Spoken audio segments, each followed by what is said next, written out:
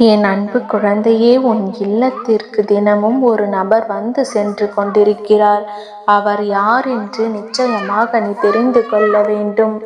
என் குழந்தையே, உன் இல்லத்தை தேடி வருகின்றவர் உன் இல்லத்தின் வாசலில் நின்று கொண்டு உன் இல்லத்தை பார்த்து கண்ணீர் வடிக்கின்றார்.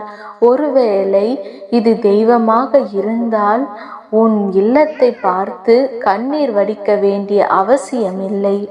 கம்பீரமாக நின்று கொண்டு உன் இல்லத்தில் என்ன செய்ய வேண்டும் என்ற வார்த்தைகளை மட்டுமே சொல்லிவிடுவார்கள்.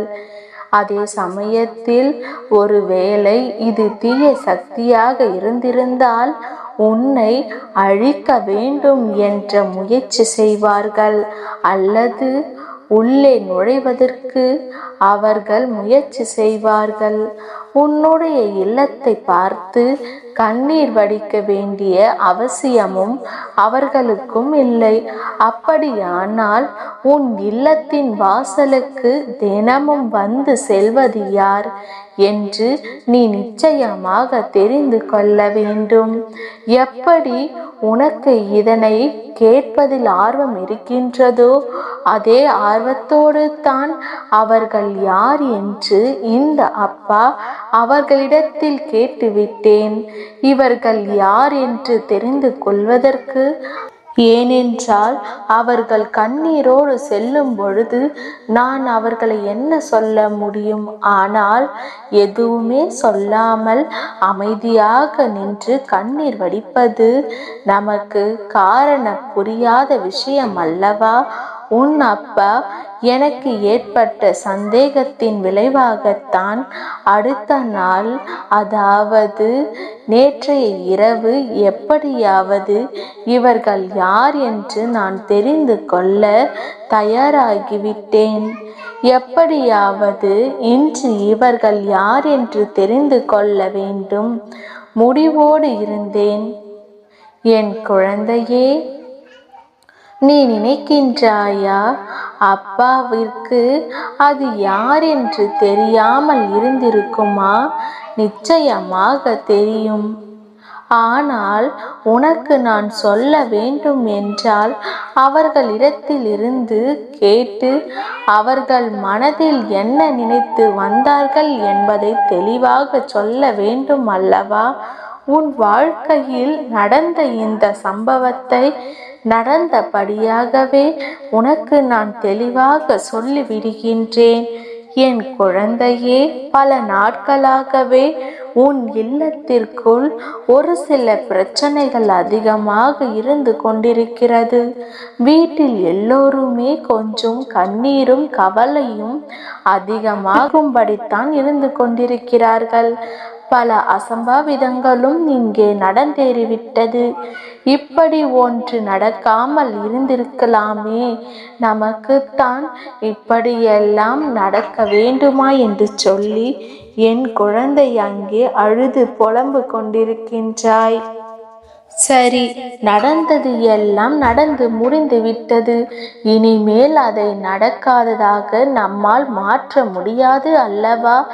எத்தனையோ விஷயங்கள் இந்த வாழ்க்கையில் நடந்தாலும், எத்தனையோ சோதனைகள் இந்த வாழ்க்கை நமக்கு கொடுத்தாலும் அதிலிருந்து வெளிவருவதற்கான முயற்சிகளைத்தான் செய்ய வேண்டுமே தவிர ஒரு பொழுதும் அந்த பிரச்சனைகளுக்கு நாமே இரையாகிவிடக் கூடாது அல்லவா? பிள்ளையே, உன் இல்லத்திற்குள் ஏதோ ஒரு பிரச்சனை இருக்கின்றது. அதை நினைத்துத்தான் தினமும் இவர் வந்து கொண்டு கண்ணீர் வடித்து கொண்டிருக்கின்றார். அப்படியானால் ஏதோ ஒரு பெரிய தொடர்பு உனக்கும் அவர்களுக்கும் இருக்கும் என்று இப்பொழுதாவது உனக்கு புரிந்ததா? இந்த நரசிம்மர் எதை பற்றி சொல்ல வருகின்றேன் என்பது உனக்கு இப்பொழுதாவது புரிந்திருக்கும் என்று நான் நம்புகின்றேன். ஏதோ ஒரு முக்கியத்துவம் வாய்ந்த விஷயம் உன்னை பற்றி கவலைப்படுகின்ற அளவுக்கு இப்படி வைத்திருக்கிறது. அது மட்டுமல்ல, உன் இல்லத்தில் ஏகப்பட்ட குழப்பங்கள், உன் குடும்பத்தில் நடக்கின்ற பிரச்சனைகள் அக்கம் பக்கத்தில் உள்ளவர்களுக்கெல்லாம் நன்றாகவே தெரிய வருகின்றது. ஏனென்றால் இங்கு நடக்கின்ற சண்டைகளும் சச்சரவுகளும் கூச்சல்களும் அவ்வளவு அதிகமாக இருக்கின்றது. உன்னை சுற்றி இருப்பவர்களுக்கெல்லாம் இதுவெல்லாம் கேட்கும்படித்தான் நடக்கின்றது. எந்த நேரத்திலும் என்ன நடக்கும், எந்த விஷயம் எப்படி மாறும் என்று தெரியாமல் உன் குடும்பமே அலங்கோலப்பட்டு கிடக்கின்றது. இதுவெல்லாம் திடீரென்று நடந்த விஷயங்கள் தான் என்பது தான் ஆச்சரியமாக இருக்கின்றது. இதற்கு முன்னால் உன் குடும்பம் இப்படியெல்லாம் நடந்து கொண்டது இல்லை. உன் குடும்பத்தில் எப்பொழுதும் ஒரு சிறு நிம்மதி இருக்கும், ஒரு அமைதி இருந்து கொண்டு தான் இருக்கும். எப்பொழுதும் எல்லாருக்கும் ஒரு நிதானம் இருந்து கொண்டு தான் இருந்தது. எதை செய்தாலும் நன்றாக யோசித்துவிட்டு செய்கின்ற ஒரு பக்குவம் எல்லோருக்குமே இருந்தது. எல்லோருமே யாரோ ஒருவரின் கட்டுப்பாட்டுக்குள் இருந்தது போல அந்த குடும்பம் அத்தனை கட்டுக்கோப்பாக இருந்தது. அப்படி இருக்கும் பொழுது இந்த பிரச்சனைகள், எதிர்மறையான விஷயங்கள் இதுவெல்லாம் நடப்பதற்கு என்ன காரணம் என்று யோசித்த பொழுதுதான் இதற்கும் உன் இல்லத்தின் வாசலுக்கு வருகின்றவருக்கும் ஒரு தொடர்பு இருப்பதை உன் அப்பாவால் கண்டுபிடிக்க முடிந்தது. என் குழந்தையே, அப்படியானால் அவர்களிடத்தில் நான் பேசிவிட வேண்டும் அல்லவா? அவர்கள் யார்? உன்னை எதற்காக தேடி வருகிறார்? எதற்காக உன் இல்லத்தை பார்த்து அழுகிறார் என்பதையும் தெரிந்து கொள்ள வேண்டும் அல்லவா? அதற்காகத்தான் அவரிடத்தில் நான் கேட்ட விஷயங்களை எல்லாம் உன்னிடத்தில் நான் பகிர்ந்து கொள்கின்றேன். அவர் என்ன சொன்னார், எதற்காக கண்ணீர் வடித்தார் என்பதையும் உன்னிடத்தில் தெளிவாகவே சொல்லிவிடுகின்றேன். என் குழந்தையே, உன் இல்லத்தின் வாசலுக்கு வந்து சென்ற ஒருவர் ஒரு ஆண். உன் இல்லத்தை விட்டு பிரிந்த ஒரு உயிரான ஒருவருடைய ஆன்மாதான் இந்த ஆத்மா. அவர்கள் இருக்கும் பொழுது நடந்த விஷயங்களுக்கும் அவர்கள் இப்பொழுது இல்லாத பொழுது நடக்கின்ற விஷயங்களுக்கும் இருக்கின்ற வித்தியாசத்தை கண்டு தான் அங்கே வேதனைப்படுகின்றார்கள். நான் இருக்கும் வரை கஷ்டங்களும் கவலைகளும் என்னவென்று தெரியாமல் இருந்தது. இப்பொழுது எதையுமே சமாளிக்க முடியாமல் திணறுகிறார்கள்.